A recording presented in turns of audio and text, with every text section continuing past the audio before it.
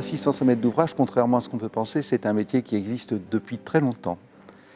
D'ailleurs, c'est un élément qui a été institué par la loi MOP, qui est de 1985.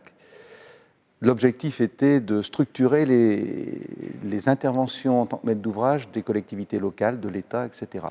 Donc c'est une activité qui existait, qui était peu développée. C'est ainsi qu'avec Christian Lecam, qui à l'époque était le directeur régional de la Soderec, que nous avons échangé, discuté et créé avec quelques cadres l'ensemble des activités et plus particulièrement une société spécialisée dans l'assistance à maîtrise d'ouvrage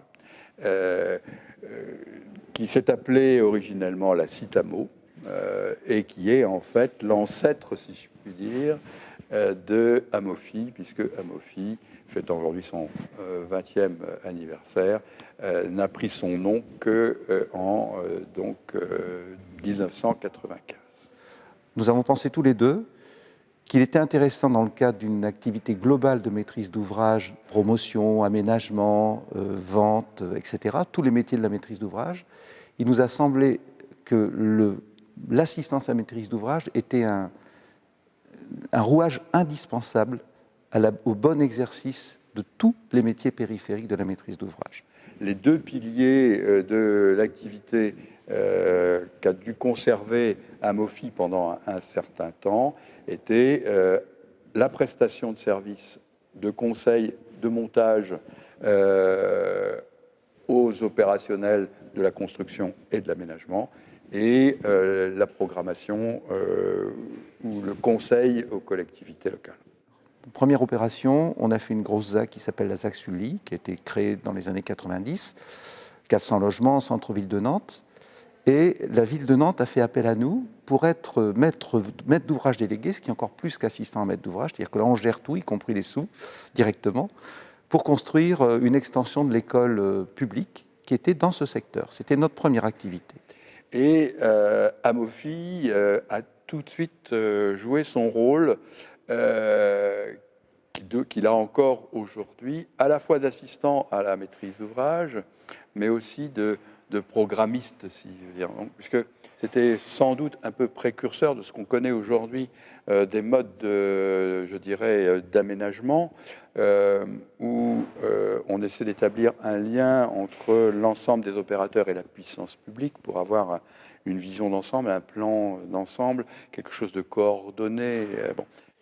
Mais très très vite, on a développé des activités en direction des maisons de retraite, des collèges, des écoles, des habitats étudiants, etc., etc. Donc c'était une activité qui s'est développée très rapidement, compte tenu du fait qu'on était très peu sur la place et que nous avions, nous, une antériorité d'expérience qui nous donnait une certaine notoriété, qui donnait confiance aux maîtres d'ouvrage qui nous faisaient travailler. D'abord, je pense que ce qui fait sa force, c'est d'être centré sur son cœur de métier, c'est-à-dire de rassembler des spécialistes, des gens qui, à force de faire, savent faire. On ne s'improvise pas programmiste, on ne s'improvise pas. Que c'est un métier qui ne s'apprend qu'expérimentalement, il y a très peu de formations où on est pointu, et que le fait d'être assistant à maître d'ouvrage vous oblige à clarifier systématiquement tous les points de réalisation de vos ouvrages pour les expliquer à un tiers qui est votre mandant, mais qui n'a pas la compétence. Et je considérais qu'en l'expliquant au tiers, automatiquement, on se l'expliquait bien nous-mêmes et on devenait d'excellents professionnels, y compris pour notre propre production.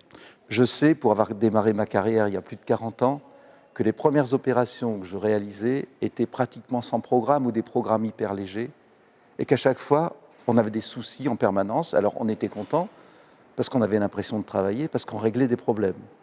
La programmation, elle a le grand mérite d'évacuer un bon nombre de problèmes avant qu'on ne commence à travailler. Elle a une fonction essentielle, c'est qu'elle oblige celui qui veut faire construire l'ouvrage à exprimer clairement ce qu'il veut comme résultat. Et je dirais que je ne comprends pas que des projets d'importance puissent être réalisés sans qu'auparavant on ait pris le soin de donner une feuille de route claire, précise, aux maîtres d'œuvre qui ensuite opèrent. En ce qui concerne l'expérience acquise, moi je pense que justement c'est tous les éléments qui viennent les uns derrière les autres, qu'on transmet aux autres collaborateurs. Enfin, je pense que Carole a le même esprit que le mien là-dessus, c'est-à-dire être exigeante vis-à-vis de ses collaborateurs, mais être très formatrice. Donc il faut continuer chez Amofi à faire cette formation d'un métier dont j'ai dit qu'il n'était pas un métier qui s'apprenait autrement que par le transfert de connaissances et d'expériences des gens qui vous encadrent. Donc pour moi, Amofi a toute sa place et j'espère qu'on fêtera le 50e anniversaire dans 25 ans d'ici. Voilà, c'est tout ce que je souhaite pour Amofi en tout cas.